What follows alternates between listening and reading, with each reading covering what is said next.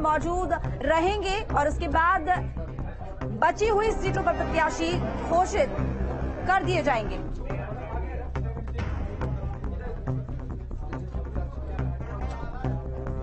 तो बता दें आपको कि दिल्ली में ये महामंथन बची हुई सीटों पर प्रत्याशी घोषित करने को लेकर, इसके साथ ही दिल्ली से विकास चंद्रा हमारे साथ जुड़े हुए ज्यादा जानकारी के साथ में। विकास, फिलहाल क्या कुछ अपडेट है बैठक को लेकर, क्योंकि आखिरी लिस्ट अब बाकी है बीजेपी की, बचे हुए प्रत्याशी जिसकी घोषणा होनी है।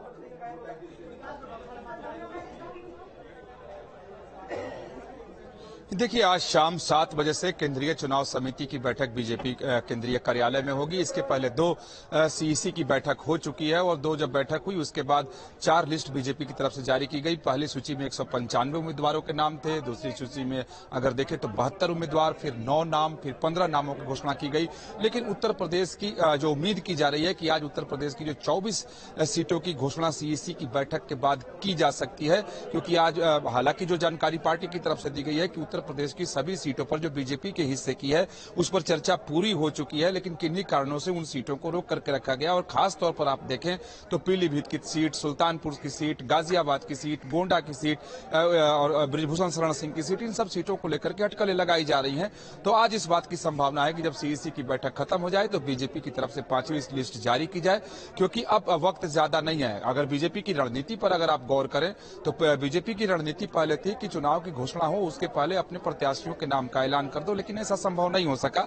अभी तक बीजेपी ने सिर्फ 291 उम्मीदवारों के नाम का ही ऐलान किया है और बाकी अभी बचे हुए हैं। तो आज कई महत्वपूर्ण राज्य हैं, जैसे उत्तर प्रदेश की 24 सीटें हैं, बिहार की सीटें हैं, कुछ सीटें कर्नाटक की हैं, झारखंड की हैं, पश्चिम बंगाल की हैं, बहुत सारी ऐसी जहां से बीजेपी को उम्मीद बहुत ज्यादा है। तो आज के बारे में यह भी जानकारी है, विशेष तौर पर मैं बता दूं कि ये अंतिम सीईसी की बैठक हो सकती है इस लोकसभा चुनाव 2024 को लेकर। ये तीसरी और अंतिम बैठक होगी। अगर कहीं संभव हो, अगर कुछ जरूरत अगर बात करें हम प्रत्याशियों की घोषणा की, क्या वजह थी? क्या कांग्रेस का इंतजार हो रहा था, समाजवादी पार्टी का इंतजार हो रहा था? क्या वजह थी जो कि इतनी देरी से बीजेपी इन सीटों को लेकर अपने पत्ते खोलने वाली?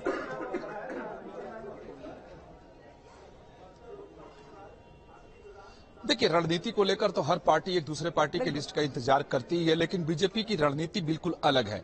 बीजेपी चूंकि इस बार 370 सीट का नारा दी है कि 370 पार जाएंगे, एनडीए के लिए 400 सीटों का लक्ष्य रखी है, तो फूक फूक के कदम उठा रही है और पूरे सोशल इंजीनियरिंग और पॉलिटिकल इंजीनियरिंग को ध्यान में रखकर हर सीट पर बीजेपी विचार कर रही है, ताकि कहीं कोई गड़बड़ी न हो जाए, क्योंकि एक भी सीट का नुकसान उठाना बीजेपी नहीं चाह रही है। और खासतौर पर उन राज्यों में जो राज्य बीजेपी के गढ़ माने जाते हैं और जो हिंदी प्रदेश हैं, आप उत्तर प्रदेश देख लें, बिहार देख लें, मध्य प्रदेश देख लें, छत्तीसगढ़, राजस्थान, हिमाचल प्रदेश, उत्तराखंड, ये ऐसे राज्य हैं जहां से बीजेपी बिल्कुल नुकसान उठाने की स्थिति में नहीं है, ये कहा जा सकता है। उसके साथ साथ अगर आप दक्षिण भारत की बात कर लें तो दक्षिण भारत से उम्मीद बहुत